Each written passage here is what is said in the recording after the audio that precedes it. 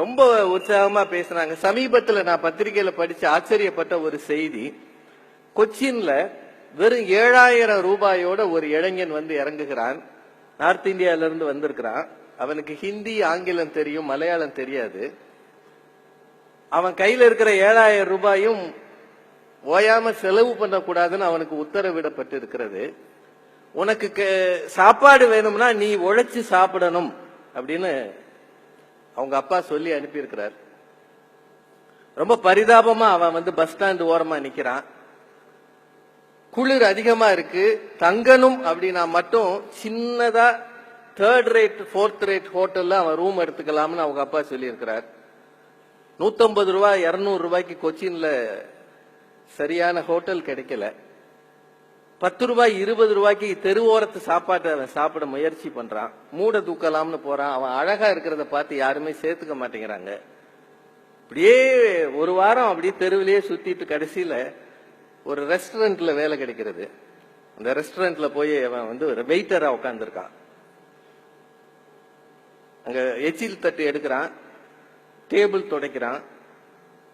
அங்க இருக்கிறவங்க மலையாளத்துல இவனை பார்த்து திட்டுறாங்க. அதை கேட்டுக்கிட்டு சந்தோஷமா வாங்கிக்கிறான். ஏன்னா அவனுக்கு பொருள் தெரியாது.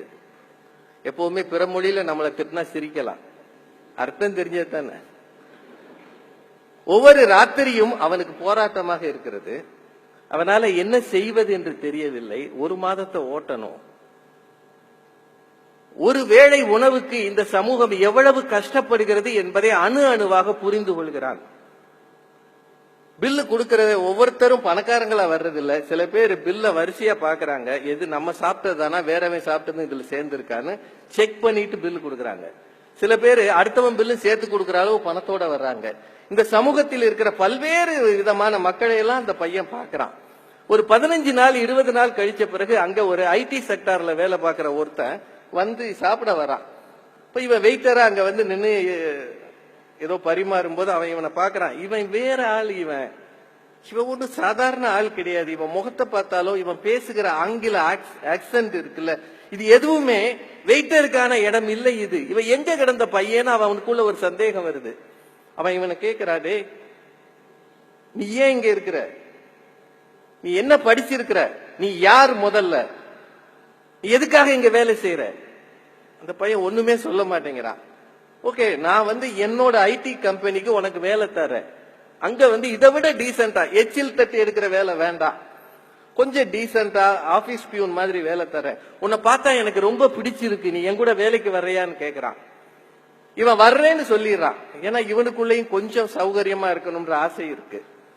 அடுத்த நாள் இவன் அந்த ஐடி செக்டார்ல வேலை பார்க்கறவன் போய் அவங்க ஃப்ரெண்ட்ஸ் எல்லாம் சொல்றான், இந்த மாதிரி ஒரு பையன் ரொம்ப அழகா இருக்கான், பணக்கார பையன் மாதிரி தெரியுது, அவனுக்கு வேலை கொடுக்கலான்னு நான் சொல்லிட்டு அவன் மொபைல் நம்பரை வாங்கிட்டு வந்திருக்கேன். அவன் ஃப்ரெண்ட்ஸ் எல்லாம் சொல்றாங்க, உனக்கு இது தேவையா? அவன் யாருன்னு தெரியுமா?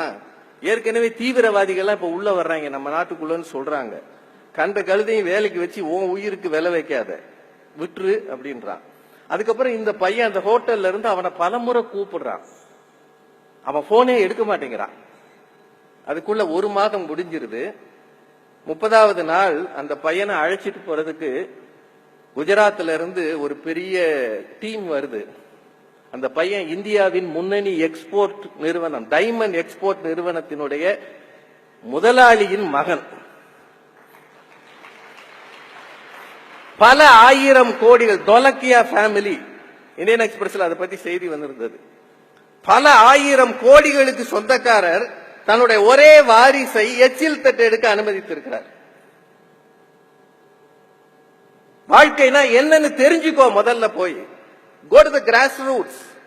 தெருவில் நில்லு. ஒரு பைசாவுக்காகவும் கஷ்டப்படு, ஒரு பைசாவுக்காகவும் முயற்சி செய், ரத்த வேர்வை சிந்து.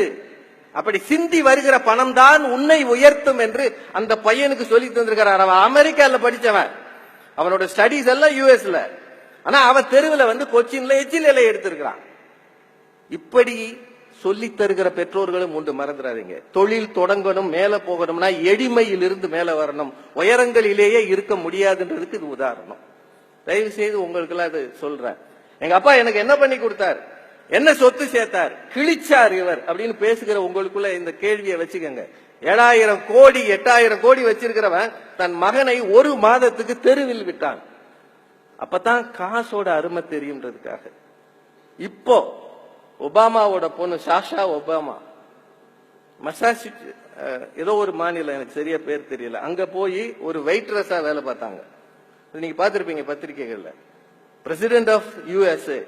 ஆனா அவங்க மகள் ஒரு சாதாரண ரெஸ்டாரண்ட்ல வெயிட்டரா இருந்தாங்க. அவளும் டேபிள் கிளீன் பண்ணா. உலக நாடுகள் முழுக்க எளிமையில் இருந்து தொடங்க வேண்டும் என்று ஆசைப்படுகிறார்கள். முன்னேற நினைக்கிற நீங்கள் எல்லாரும் எளிமையில் இருந்து தொடங்க ஆசைப்படுங்கள். எடுத்த உடனே உயரத்துக்கு போயிடணும்னு நினைக்காதீங்க. அப்படி நினைத்தவர்கள் இந்த சமூகத்துல பெரிதாக சாதித்ததில்லை. ராக்ஃபெல்லரை பத்தி கேள்விப்படுறீங்க. 42 நாள் டை கட்டிக்கிட்டு ஒரு கம்பெனியா ஓடி ஓடி இறங்கினாரா. 42 நாள் கழிச்சு தான் அவருக்கு ஒரு இடத்துல ஒரு சின்ன வேலை கிடைச்சதா. எதுவும் இந்த சமூகத்தில் எளிமையாக கிடைக்காது. சிரமப்படுங்க. நீங்க எந்த பணிக்கு போனாலும் உங்கள் சிலுவையை நீங்கள் சுமக்க பாருங்கள். Don't shift it on others. என் வேலையை எங்க அப்பா பாத்துக்கணும், எங்க அப்பால இருந்து நான் வாங்கிக்கணும், அப்படி அல்ல. உங்களுக்குள்ள இருக்கிற தனித்திறமை. வைரமுத்து சாருடைய திறமையில மதன் கார்கி போய் ஒட்டிக்கல, தன்னோட சுய திறமையில அவர் நிக்கிறார். அதுதான் சிறப்பு, அதுதான் சிறப்பு. உங்க அப்பா போட்டு வச்ச ராஜபாட்டையில நீங்களும் ஓடலாம் என்று நினைக்காதீர்கள். இந்த சமூகம் அதை ரொம்ப நாளைக்கு அங்கீகரிக்காது. உங்கள் சுய திறமை என்ன என்று தேடி பாருங்கள். அது உங்களுக்குள்ளேயே இருக்கிறது. அதுதான் மேடம் சொன்னாங்க, உங்களுக்குள் இருக்கிற உங்களை தெரிந்து கொள்ளுங்கள். What is in store for you, அதை உங்களிலிருந்து எடுத்து வெளியே கொண்டு வாருங்கள். எந்த துறைக்கு போனாலும் தனித்துவத்தோடு இருக்க பாருங்கள். லட்சியங்களை விட்டுவிடாதீர்கள். நேர்மையாக இருங்கள். மற்றவர்களோடு இணக்கமாக இருங்கள். உலகம் போகிற வேகத்துக்கு உங்களை நீங்களே மாற்றிக்கொள்ளுங்கள்.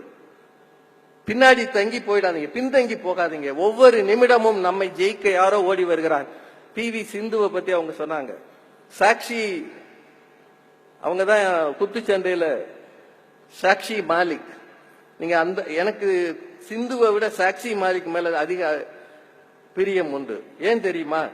6 நிமிடம் இருக்கிற அந்த குத்துச்சண்டை போட்டியில 5 நிமிடம் 50 நொடி வரை அவங்களை எதிர்த்து போட்டிட்ட அந்த இன்னொரு பெண் தான் ஜெயிச்சாங்க.